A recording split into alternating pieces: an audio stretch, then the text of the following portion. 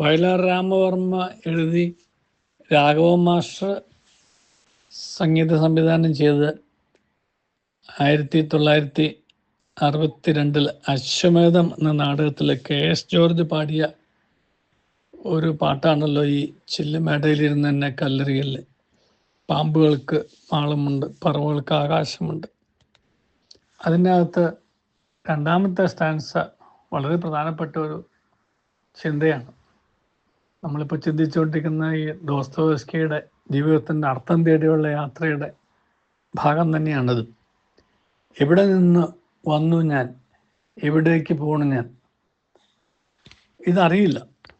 എവിടെ നിന്ന് വന്നു എന്നും എവിടേക്ക് പോണു എന്നും അറിയാത്തതിൻ്റെ കാരണത്തെക്കുറിച്ചാണ് മൂന്നാമത്തെ വരി. വിളക്ക് മരമേ കയ്യിൽ വെളിച്ചമുണ്ട്.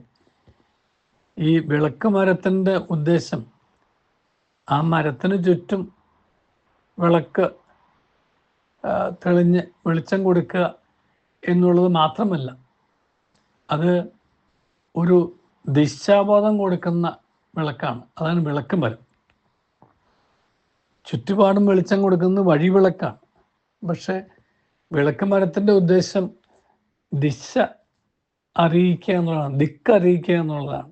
അപ്പം എവിടേക്ക് തിരിയണം എന്നും എവിടെയാണ് തീരമെന്നും എന്നുള്ള ഒരു അറിയിപ്പ് കൊടുക്കുന്നത്, അല്ലെങ്കിൽ ഒരു അറിവ് കൊടുക്കുന്നത്. ഇപ്പം നമുക്കൊക്കെ ഈ ദിക്കറിയാതെ പോകുന്നത്, ദിശ അറിയാതെ പോകുന്നത്, എവിടെ നിന്ന് വന്നെന്നും എവിടേക്കാണ് ജീവിതത്തിൻ്റെ യാത്ര എന്നും അറിയാതെ പോകുന്നത് വെളിച്ചം കാണാത്തതുകൊണ്ടാണ്.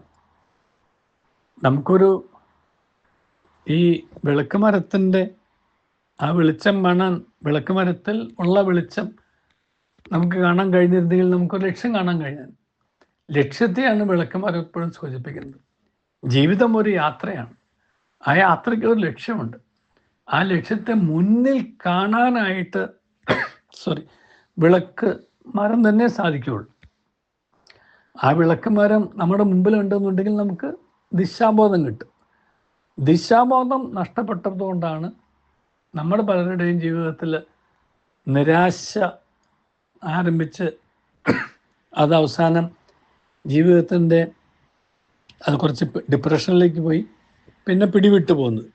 നേരെ മറിച്ച് നമുക്ക് നമ്മുടെ മുമ്പിൽ ഒരു ലക്ഷ്യവും ആ ലക്ഷ്യത്തിലേക്ക് വഴി കാണിക്കുന്ന ഒരു വഴിവിളക്കും നമുക്ക് ജ്ഞാനമായിട്ട്, അറിവായിട്ട്, അല്ലെങ്കിൽ മുമ്പേ പറക്കുന്ന പക്ഷികളായിട്ടൊക്കെ നമ്മുടെ മുമ്പിൽ ഉണ്ട് എന്നുണ്ടെങ്കിൽ നമുക്കൊരിക്കലും വഴി തെറ്റില്ല, പിടിവിടുകയുമില്ല. അങ്ങനെ വഴി തെറ്റാതെയും പിടിവിടാതെയും ഇരിക്കാൻ തക്കവണ്ണമുള്ള വഴിവിളക്ക് കാണാൻ നമുക്ക് കഴിയട്ടെ. നമുക്കും അപ്രകാരം വഴിവിളക്കാവാൻ കഴിയട്ടെ. ഒരു വിളക്കുമരമാവാൻ കഴിയട്ടെ. വിളക്കുമരത്തിലൂടെ ദിശാബോധവും വഴിവിളക്കിലൂടെ ചുറ്റുപാടും ഒരു പ്രഭ വിതറുന്ന, വെളിച്ചം വിതറുന്ന, ഒരു അനുഗ്രഹമായി മാറുന്ന ഒരു അനുഭവവും നമ്മുടെ ജീവിതത്തിൽ എന്നും എപ്പോഴും ഉണ്ടാകട്ടെ. അപ്പോൾ നമുക്കും നാം മുഖാന്തരം മറ്റുള്ളവർക്കും ഒരുപാട് ആശ്വാസം കിട്ടും. നമ്മുടെ ജീവിതയാത്ര സഫലമാകും. അതാണല്ലോ ഈ യാത്ര എന്ന് പറയുന്നത്.